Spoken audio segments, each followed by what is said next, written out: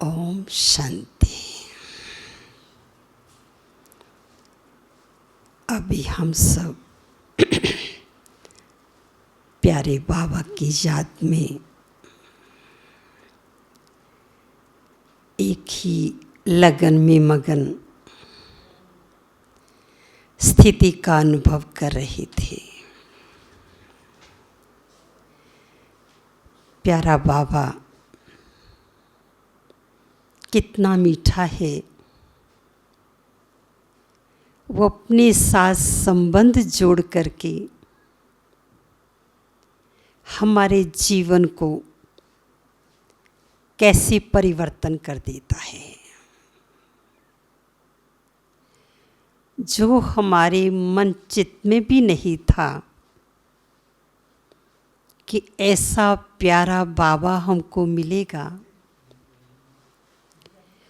और उनके साथ हमारा ऐसा संबंध जुट जाएगा, सोच भी नहीं सकते थे। तो किस प्रकार से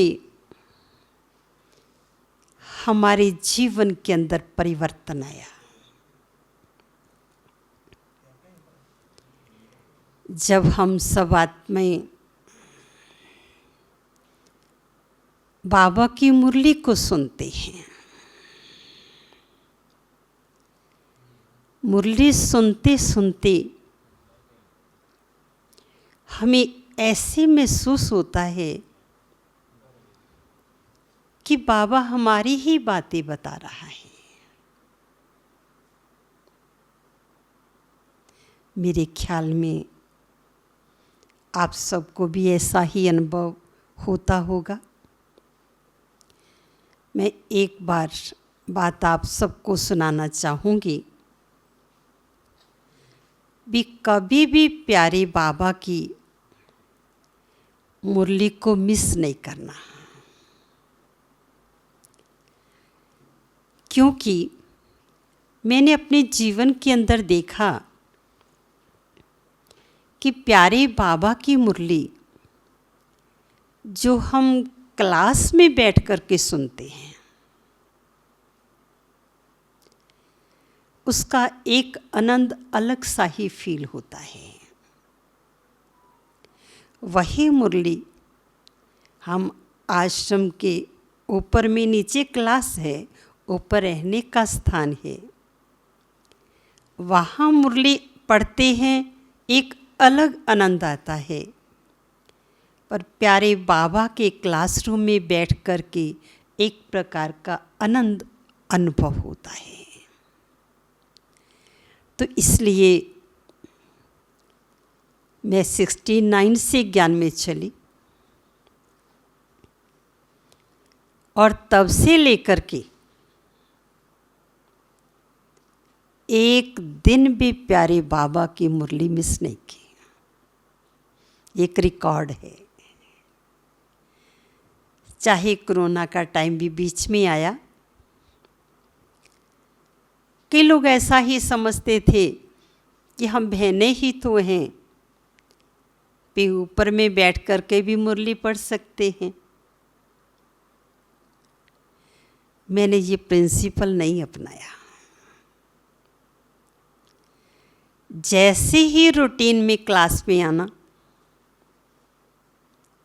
योग करना और बाबा की मुरली को सुनना, तो एक नियम हमारा बन जाता है। बाबा ने कहा, बच्चे जिस बात का आप दृढ़ संकल्प कर लेते हो ना, बाबा ने कहा बच्चे दृढ़ता की बेल्ट बांध लो, कभी भी मुरली मिस नहीं करनी है। एक बार हमारे पास भाई लेसन लिया और क्लास करने के लिए आता था, तो उसने मेरे से प्रश्न किया, भ्राता जी ने, बहन जी ऐसे है, मुरली तो 4 पीस की होती है और मुझे तो समझ में नहीं आता कि मैं कौन सी पॉइंट याद करूं, कौन सी भूलूं। मैंने उनको एक ही बात कही कि आप प्यारे बाबा की मुरली को बहुत प्यार से सुनो, और उसमें से जो एक बात है ना, जो आपको टच करती है, उसको आप लेकर के चले जाओ। आप रोज इस प्रकार से करना, और आप देखिए कि 30 दिन के अंदर आपके पास 30 पॉइंट्स इकट्ठे हो जाएंगे। तो उस भाई ने कहा, बहन जी ये तो बहुत ही अच्छा है, आपने बहुत सरल तरीका बता दिया। तो आप देखो, इस प्रकार से उसने मुरली सुनना शुरू कर दिया। उसकी रिजल्ट ये रही, धीरे धीरे प्रैक्टिस करते करते मेजॉरिटी मुरली उसको याद होनी शुरू हो गई। तो ऐसे बाबा के जो अनमोल रतन है, जो हम सब बच्चे कितने लकी हैं, हमें रोज मिलते हैं।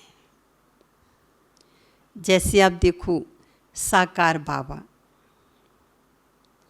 कई बार मुरली सुनाने के लिए आते थे ना, आप सबने भी सुना होगा। तो बाबा फूल लेकर के आते थे, गुलाब के फूल, और कोई डोडी भी होती थी, कोई छोटी कली भी होती थी। बाबा आकर के पहले बच्चों को फूल दिखाता था कि आप में से कौन से बच्चे हैं जो गुलाब का फूल, जो खिला हुआ फूल है, वैसा बनना चाहते हैं। फिर बाबा कली दिखाता। तो इस प्रकार से बाबा अपने बच्चों के अंदर एक उमंग पैदा कर देता। अब देखो, जिन बच्चों के अंदर फूल को देख करके संकल्प आता कि मुझे ऐसा बनना है, मुझे ही खुशबूदार फूल बनना है। आप देखते हैं, लौकिक रीति से भी जो बच्चे स्कूल के अंदर जाते हैं, तो वो क्या लक्ष्य रखते हैं। कुछ बच्चे ऐसे होते हैं जो कहते हैं हम पास हो जाए उतना ही बहुत है, और कुछ बच्चे शुरू से लक्ष्य रखते हैं कि मुझे स्कॉलरशिप प्राप्त करना है। अब ये अंदर में हमारे लक्ष्य निर्धारित हो गया। जैसे ब्रह्मा बाबा को शिव बाबा ने लक्ष्य दिया कि तुम्हें नारायण बनना है, विष्णु बनना है, तो बाबा हाथ में हाथ रख के नहीं बैठा, बाबा ने पुरुषार्थ करना शुरू कर दिया। तो ऐसे लौकिक बच्चे ने भी पुरुषार्थ करना शुरू किया, तो उसने स्कॉलरशिप प्राप्त कर ली। ब्रह्मा बाबा ने भी, मम्मा ने भी उस लक्ष्य को आगे रखा, तो नंबर 1 स्थिति को प्राप्त कर लिया, संपन्न और संपूर्ण बने। अब हम बच्चों को भी क्या करना है, हमारा भी लक्ष्य एक होना चाहिए, जो बाबा ने हम बच्चों को दिया कि नर से नारायण, नारी से लक्ष्मी बनना है। अब देखो, हम सब जो भी भाई बहन बैठे हैं, सभी के अंदर लक्ष्य एक ही है, परंतु बाबा ने कहा, बच्चे मैं तो नंबर 1 बनने का ही पुरुषार्थ तुम बच्चों को कराता हूं, और उसी के अनुसार मुरली सुनाता हूँ, परंतु उसके बावजूद भी बच्चे नंबरवार क्यों बन जाते? मैं एक हंसी की बात आपको सुनाती हूँ। क्लास के अंदर भाई बहन वैरायटी तो होते ही हैं। तो एक माता ने कहा, बहन जी मेरा तो एक ही लक्ष्य है कि मुझे स्वर्ग में ही जाना है। मैंने कहा, पुष्पा बहन ऐसी तो कोई बात नहीं है कि आप ज़्यादा भी लक्ष्य रख सकते हो। कहते बाबा ने कहा ना कि सत्युग के अंदर सुख होगा, शांति होगी, पवित्रता होगी, कोई गरीब नहीं होगा। बस मेरा इतना ही पुरुषार्थ है कि मैं ऐसा ही बनना है। अब ये संकल्प की बात होगी ना। तो वो जब भी उसने मेरे से मिलना तो यही लक्ष्य, और उसमें से कुछ आत्माओं ने ऐसा लक्ष्य रखा कि मुझे आगे जाना है। परंतु जो आत्माएं मैंने देखा है कि आगे जाने का लक्ष्य रखती हैं, तो वो अपने साइड सीन को कभी नहीं देखती। अगर देखो हम साइड सीन देखना शुरू कर देते हैं ना, तो हम अपने लक्ष्य पर कभी नहीं पहुंच सकते। अब देखो हम समय भी दे रहे हैं, हम अपनी जीवन भी लगा रहे हैं, अपने तन मन धन को सफल भी कर रहे हैं। ये सब कुछ करने के बावजूद अगर हम साइड सीन में फंस जाते हैं तो टाइम भी हमारा उतना सफल नहीं हुआ, जीवन भी उतना सफल नहीं हुआ। तो हम साइड सीन को छोड़ करके अपने सही लक्ष्य की ओर चलते चले। जैसे देखो, आप सबने निर्वैर भाई जी की जीवन कहानी तो सुनी है ना। हमारा भी भ्राता जी के साथ बहुत स्नेह, बहुत प्यार था। हम घंटा घंटा बैठ करके आपस में किस प्रकार से प्रोग्रेस करनी है वो हमें कुछ ना कुछ सुनाते रहते थे। तो उन्होंने कहा कि मैंने कभी भी ऐसा पुरुषार्थ नहीं किया कि जो मेरे में टेंशन क्रिएट हो जाए। कई बार ऐसा हो जाता है ना कि हम पुरुषार्थ को अटेंशन की बजाय टेंशन में ले लेते हैं। कहते मैं सहज स्वभाव, क्योंकि मैं 72 से भ्राता जी को जानती हूँ, तो उनकी लाइफ को भी अच्छी तरह से देखा और उनके मुख के द्वारा भी बहुत बातें सुनी। तो कहते मैं सदा ही अंदर में एक संकल्प रखता हूँ कि किसी भी आत्मा को दुख नहीं देना।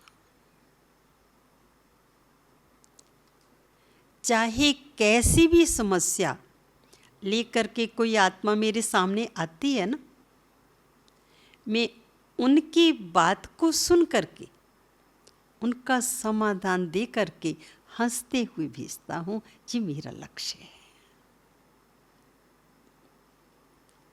तो ऐसी महान आत्माएं जिन्होंने अपने जीवन के अंदर जो भी चीज़ आई धारणा के रूप में उसको स्वीकार कर लिया। हम कई बार हंसी हंसी में कह देते थे कि बाबा तो रुमाल हिला करके छुट्टी देता था यहाँ पांडव भवन में, तो आप भी हमें ऐसी छुट्टी दिया करो जब हम सेंटर पर जाते। तो बड़े प्यार से उन्होंने रुमाल निकालना और ऐसे करते हुए फिर हमें छुट्टी देनी, हमारा मन नहीं होता था कि हम छोड़ करके जाएं। ऐसी प्यारी आत्मा, स्नेही आत्मा, उनका जीवन के अनेक प्रकार के अनुभव हैं। उनका सरल स्वभाव और ख़ास बहनों की बात को सुन करके बहुत प्यार से उसका समाधान करना। हमें भी अंदर में क्या लक्ष्य रखना है कि हमारे द्वारा कोई भी आत्मा को दुख नहीं होना चाहिए। उसके अंदर एक बात है कि अगर सभी इस बात को धारण कर सके, जो मैं करती हूँ, कि मेरे सामने कोई भी कैसी भी आत्मा मेरे सामने आती है तो मेरे अंदर से पहले से ही संकल्प होता है ये इस आत्मा को सुख मिले, क्योंकि हमने अंदर से शुभ भावना रखी। कोई दूसरी आई, इसको शांति मिले, इसको आनंद मिले। आप कहेंगे इससे क्या फ़ायदा हुआ? इसमें बहुत बड़ा फ़ायदा ये है कि हम किसी भी आत्मा के अवगुण को चित्त पर नहीं रखते। कहते हैं ना, चित्त साफ मुराद हासिल। अगर हमारा चित्त साफ नहीं है तो हमें रिटर्न में क्या मिलेगा? क्योंकि आप देखिए, हमारा जो मन है ना, मन के अंदर संकल्पों की धारा चलती है और उन संकल्पों के आधार से क्या होते, हमारे संस्कार बनते हैं। और हमारा चित्त जितना साफ होता है उतनी हमारी चेतन आत्मा बाबा के साथ टच होती है। ऐसा हमें अपने चित्त को साफ रखना है, जिसको जानकी दादी कहते थे, सच्चाई सफाई। तो ऐसा ही बाबा के घर में 72 में जब आना हुआ, मैं अपने अनुभव की बात सुनाती हूँ। तो उस टाइम बहुत छोटी आयु थी, तो ज्ञान की तो इतनी प्रकाष्ठा नहीं थी, परंतु बाबा के घर में आकर के इस प्रकार से महसूस हुआ कि जैसे हम चुंबक के पास आ गए हैं। चुंबक के पास आकर के इतनी अंदर में आकर्षण पैदा हुई, 1 मास के अंदर ही संकल्प परिवर्तन हो गया कि इस जीवन को अब बाबा के आगे ही समर्पित करना है। तो ये किसने किया? प्यारे बाबा ने। मैं तो आप सब भाई बहन जो भी यहाँ पर रहते हैं उनसे मुलाकात होती है तो मैं उनको यही कहती हूँ कि आप पांडव भवन के अंदर रहते हैं, जो सेवाधारी भी सेवा के लिए भी आते हैं, उनका बहुत बड़ा सौभाग्य है। उनके बहुत अच्छे कर्म हैं जो यहाँ पर बैठ कर के सेवा करने का चांस मिलता है। तो हमेशा अपने आप को लक्की समझना चाहिए, क्योंकि बाबा ने तीनों के लिए हमें प्रेरणा दी है कि बच्चे अगर अपने मन को बाबा की याद के अंदर लगाते हो तो मन आपका कंचन बन जाएगा, साफ बन जाएगा। अगर तन को बाबा के कार्य में सफल करते हो, देखो उसके अंदर भी दो प्रकार की है। एक सेवाधारी वो आत्माएं होती हैं जो दिल से सेवा को स्वीकार करती हैं। एक वो आत्माएं होती हैं जो कि सिर्फ दिखावे से सेवा करती हैं। सेवा दोनों कर रहे हैं। अब देखो सोच में ही अंतर हो जाता है। जो दिल से सेवा करते हैं और उनकी जो सेवा होती है वो दिलाराम तक पहुंचती है। जो दिखावे की सेवा होती है वो सिर्फ नमित जिनके आगे दिखावा करती वहां तक पहुंचती है। तो हमें कैसा होना चाहिए? दिल से सेवा। क्योंकि ये समय जो हमारा है ना, सच्चाई बहुत वैल्यूबल है। आप देखो, आप बाजार में जाते हो, 1000 रुपये का सामान आप खरीद करके लाते हो, 100 का नोट आपका गुम हो जाता है। आप घर में आकर के गिनती करते हो, कहते 100 का नोट तो हमारा कम है, वहीं पर गिर गया। पर आपने जो 1000 रुपये की चीज लेकर के आए उसका आपको कोई ख्याल नहीं आया, पर जो 100 रुपये आपका गुम हुआ उसका आपको संकल्प चला। इसी प्रकार से बाबा हम बच्चों को कहते हैं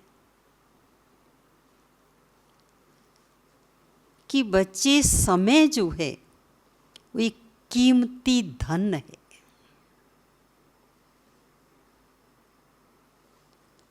अगर हम इधर उधर बैठ करके व्यर्थ की बातों के अंदर अपने टाइम को वेस्ट कर देते हैं, अब देखो वो समय तो निकल गया, समय तो कभी रुकने वाला है नहीं। पर हमारी जो कमाई होनी चाहिए थी वो हमारी कमाई नहीं हुई। इसलिए बाबा हमें समय का महत्व सुनाते हैं कि बच्चे, समय कैसा होना चाहिए। समय की वैल्यू को जानेंगे तो बाबा ने कहा, बच्चे तुम वैल्यूबल बन सकते हो। मेरे ख्याल में आप सब भी इस बात का बहुत ध्यान रखते होंगे कि तन को, मन को, धन को किस प्रकार से सफल करना है। हमारे पंजाब के अंदर एक गीत भी गाते हैं, उसके अंदर एक लाइन भी बोलते हैं, तन भी तेरा, मन भी तेरा, धन भी तेरा, पर हाथ ना लगाई है मेरा। ऐसे ही बोलते हैं।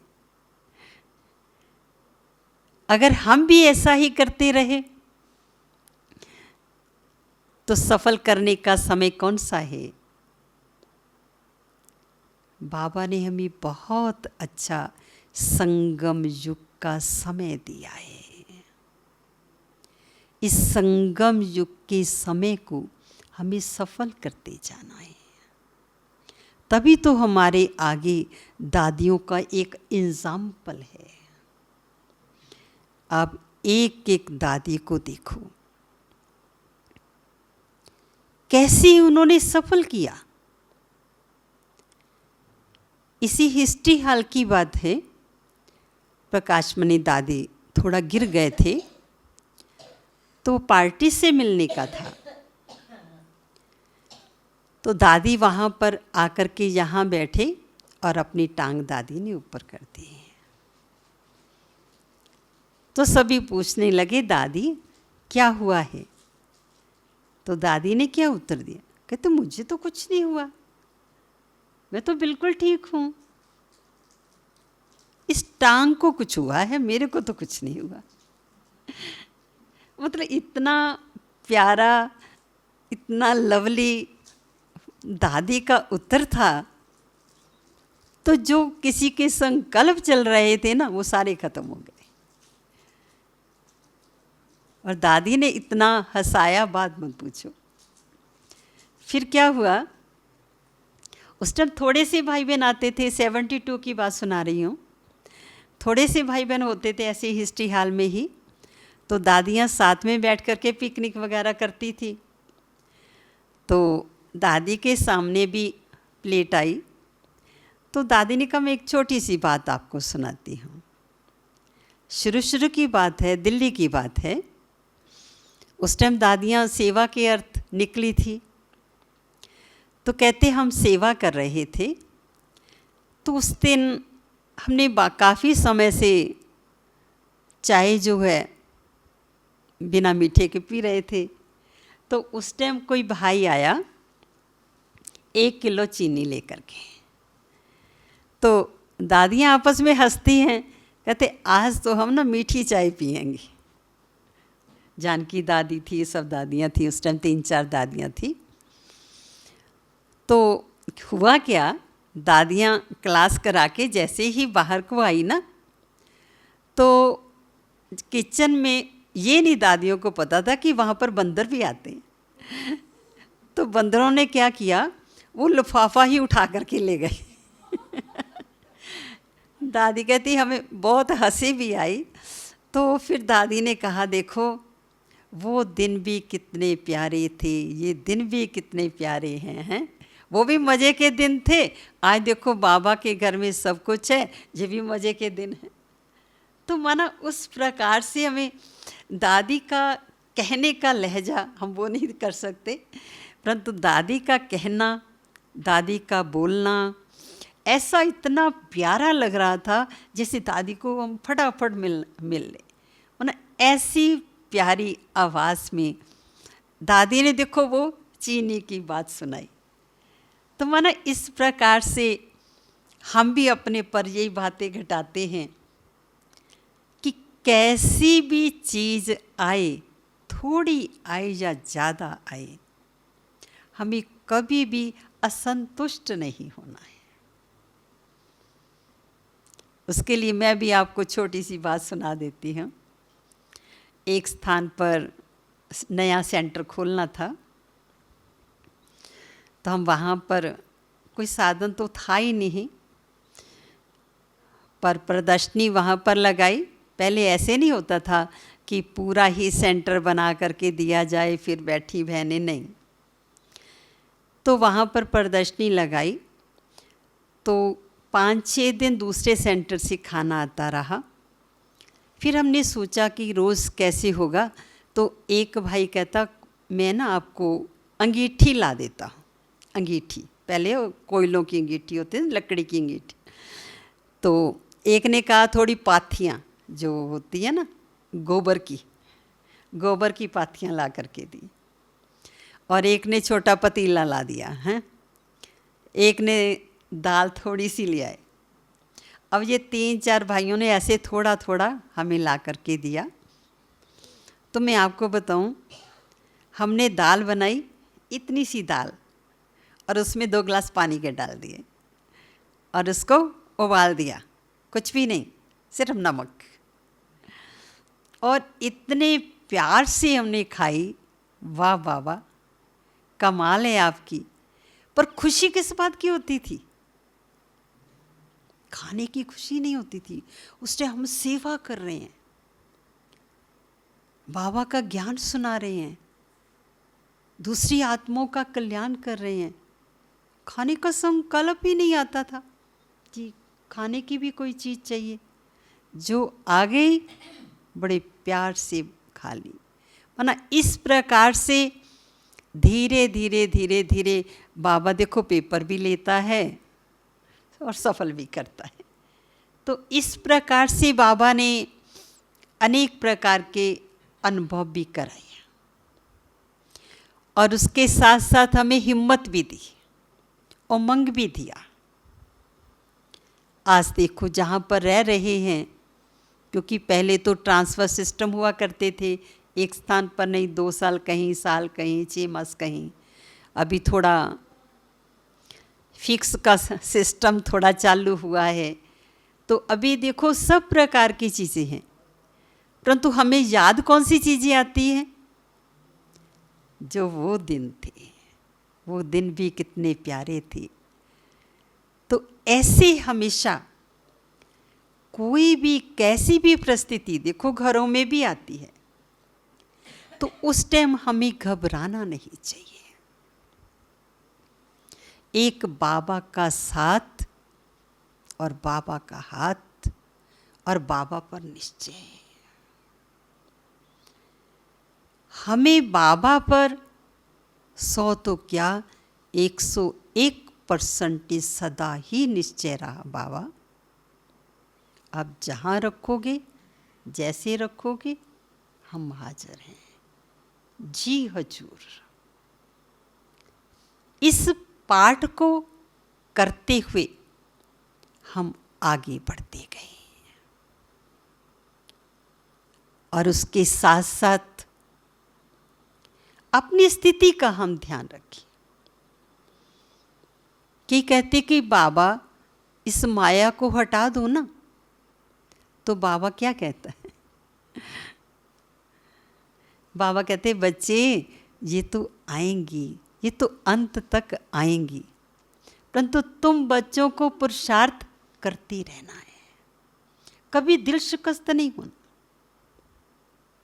अगर किसी के पास भी पेपर आता है ना, बस बाबा को सुना दो। और सबसे बड़ी बात है कि हमारा योग जो है वो बहुत पावरफुल होना चाहिए। उसके अंदर भी मैं आपको बताऊं योग से कितने फायदे होते हैं। एक भाई उसने 1 वीक का कोर्स लिया। वो कोर्स लेकर के वो मुरली के टाइम नहीं आता था, जब योग शुरू होता था ना, वो आकर के बैठ जाता था और सो जाता था। हमने 1 हफ्ता उस इंतज़ार की, कोई बात नहीं। तो हमने एक दिन पूछा, भाई जी आप इतने दौड़ दौड़ के आते हो और जैसे ही आप योग में बैठते और सो जाते हो। तो उसने क्या उत्तर दिया, बहन जी ये आधा घंटा जो होता है ना, तभी मुझे नींद आती है, मुझे नींद ही नहीं आती। तो इसका मतलब ये क्या हुआ कि बाबा की याद वो भले नहीं करता था, परंतु जो ओरा बना होता था ना, सभी मेडिटेशन के अंदर बैठते थे ना, उसके माइंड को रिलैक्स मिलती थी। और रिलैक्स होने से उसको नींद आ जाती थी। फिर तो धीरे धीरे उसको उसी लाइन पर लाए। तो हम सब तो बाबा के कितने प्यारे बच्चे हैं, रेगुलर हर चीज़ को समझने वाले हैं। अगर हम भी ऐसे ही आधा घंटा बैठे, पहले बाबा को याद किया, उसके बाद मन हमारा साइड सीन की तरफ चला गया, तो कुछ भाई बहन ऐसा ही कहते हैं, बहन जी हम बैठते तो याद में हैं, पर हमारे जीवन में परिवर्तन नहीं आता।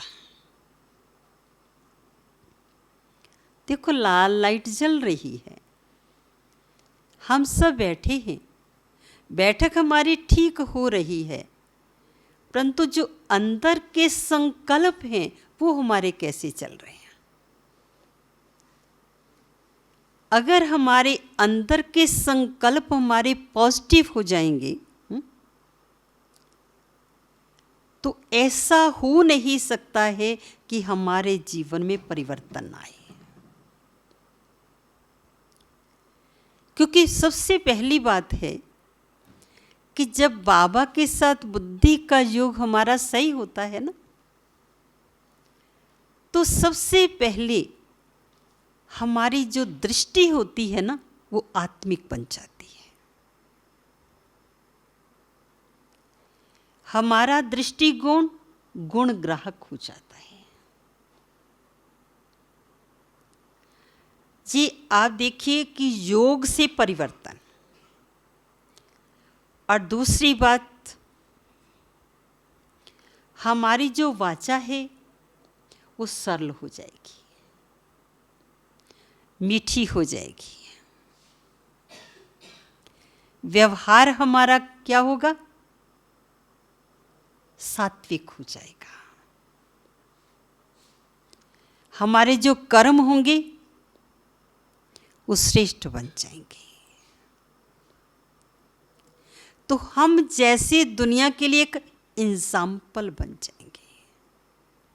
कई बार बाबा मुरली में कहते हैं ना कि बच्चे गुण दूसरों को दान करो। अब गुण कैसे दान करेंगे? पकड़ के तो नहीं किए जा सकते ना। गुण हमारे तभी दान होते हैं जब हम प्रैक्टिकल में गुणों को धारण करते हैं।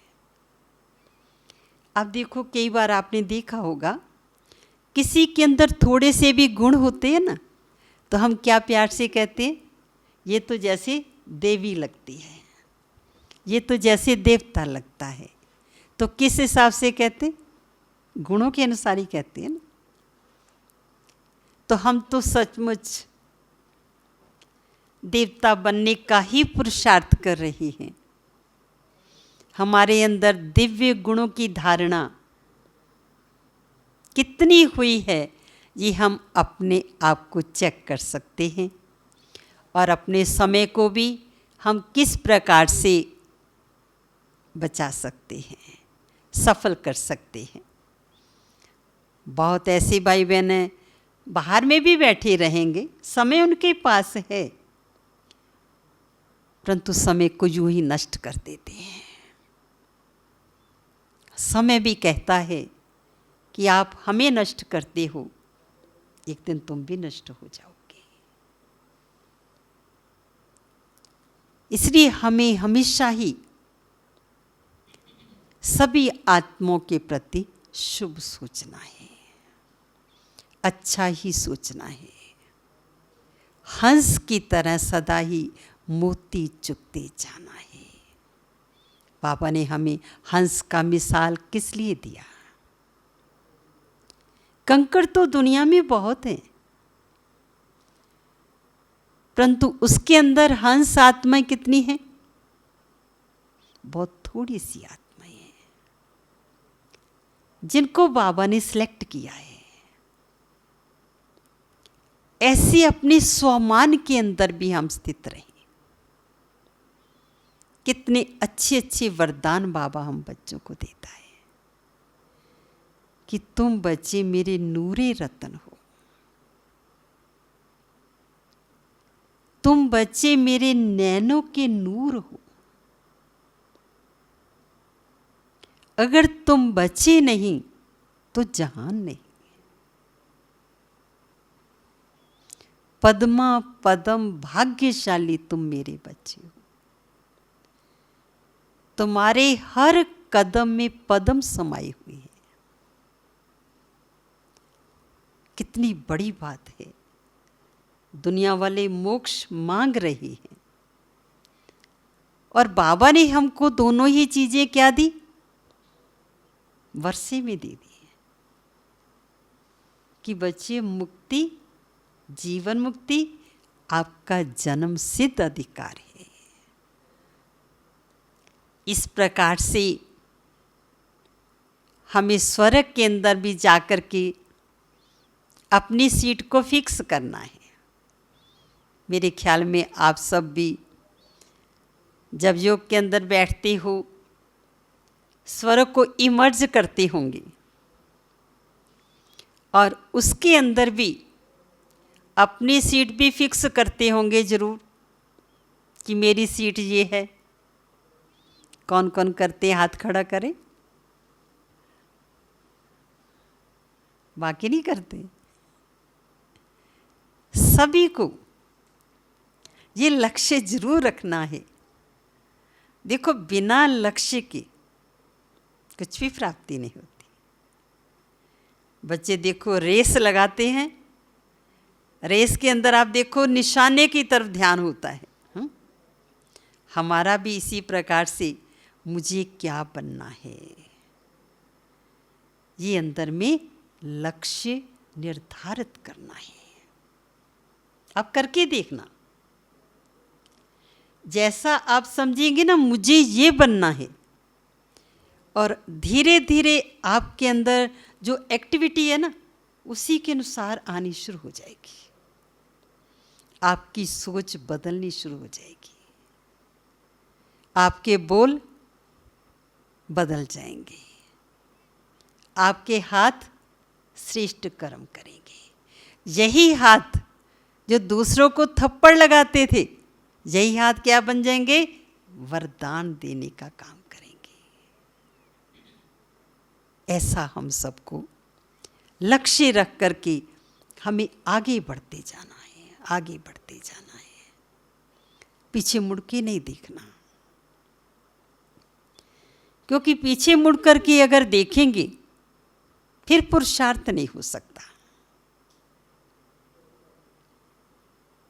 जिस लक्ष्य को लेकर के आए थे उस लक्ष्य से हम वंचित हो जाते हैं। जो बात भी हमारे सामने आई हम उसके लिए तैयार हैं।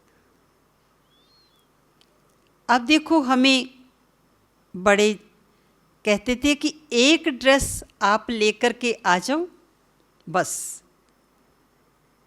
हमारा सारा सामान, जैसे अभी हम आए तो एकदम आए, सारा सामान घर में बिखरा हुआ है। तो उस टाइम बड़े कहते थे एक दिन के लिए आना है। एक स्थान से आए, एक दिन रुके, एक ही ड्रेस होती थी, अगले स्थान पर चले गए, दूसरे स्थान का कोई फिक्र नहीं। ऐसी हमारी प्यारी दादियों ने हमें एवर रेडी बनने का सिखा दिया। जैसे किसी भी चीज से नहीं, वस्तु से नहीं, अटैचमेंट नहीं। क्योंकि अगर अटैचमेंट होगी फिर डिटैच कैसे होंगे? क्योंकि जब तक हम डिटैच नहीं होंगे उसके साथ अटैच नहीं हो सकते।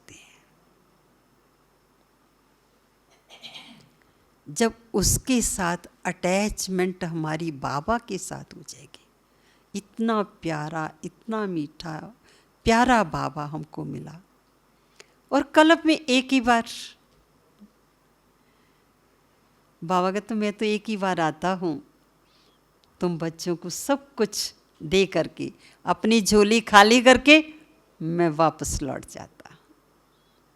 तो हमें बाबा कितना भरपूर कर देता है, सच्चाई है। ऐसे प्यारे बाबा के साथ हम जरूर रहन करते हैं ना, तो उसके लिए ऐसे ज्वालामुखी हो जाता है। मैंने देखा है, अगर समझो आपको कोई भी बात सामने आई है, आपके संकल्प कुछ नहीं चल रहे हैं, आप क्या करो, बाबा के सामने बैठ जाओ और बाबा की आंखों में आप देखो, कुछ नहीं करो आप। इस प्रकार से जब बाबा की आंखों में आप देखेंगे तो धीरे धीरे क्या होता है, हमारी आत्मा की बैटरी चार्ज होनी शुरू हो जाती है। और चार्ज होते होते ऐसे बाबा के प्यार में लवलीन हो जाते हैं, बाबा की सिवाय कुछ भी नजर नहीं आता। हम तो 8-8 घंटे, पहले ऐसा ही सिस्टम होता था। सैटरडे को सभी भाई बहन 9 बजे आ जाते थे घर से फारग होकर के, और सवेरे 6 बजे भोग लगता था, फिर बाबा की मुरली सुनते थे, फिर 8 बजे सभी संडे को घर में पहुंचते थे। हर हफ्ते पहले इसी प्रकार से मेडिटेशन का अभ्यास करते थे। कभी ज्वाला रूप के अंदर बैठते थे, शक्ति रूप में बैठते थे, कभी देवियों के रूप में बैठते थे, कभी स्वर्ग का सीन इमर्ज करके बैठते थे। माना इस प्रकार से अलग अलग वैरायटी से बाबा की याद में योग करते थे। तो पता नहीं लगता था कि 8 घंटे कहाँ गए। सच्चाई है, मैं आपको बताऊं, ना कोई थकावट, ना कोई नींद, ना कि कुछ नहीं होता था। तो जब हम बाबा की याद के अंदर किसी भी चीज़ का त्याग करना चाहते हैं, कई कहते कि बाहर का हमारे से छूटता नहीं, कई भाई बहन ऐसा ही कहते, परंतु मैं आपको बताऊं, अगर हम किसी चीज़ का त्याग करना चाहते हैं, दिल से चाहते हैं, तो वो चीज़ छूट जाती है। अभी 6 मास पहले की बात सुनाऊं। मुझे डॉक्टर साहब ने कहा कि बहन जी आप चाय ना पिया करो। मैंने कहा सारी उम्र तो चाय पी है, तो अब चाय कैसे छूटेगी हैं? कहते आप दृढ़ संकल्प करो। अच्छा, मैंने कहा ठीक है। मेरे साथ काजल बहन बैठी यहीं पर मेरे पास ही रहती है, तो हम दोनों ने संकल्प किया। ये तो पहले से नहीं पीती थी। मैंने कहा मैंने आज बाबा के कमरे में ये संकल्प किया है कि मैंने चाय नहीं पीनी है। तो आज 6 मास हो गए, मुझे पीने का कभी संकल्प भी क्रिएट नहीं हुआ। सच में आता। तो माना कि हम जो चीज़ दिल से छोड़ना चाहते हैं, अब देखो उससे क्या फ़ायदा हुआ।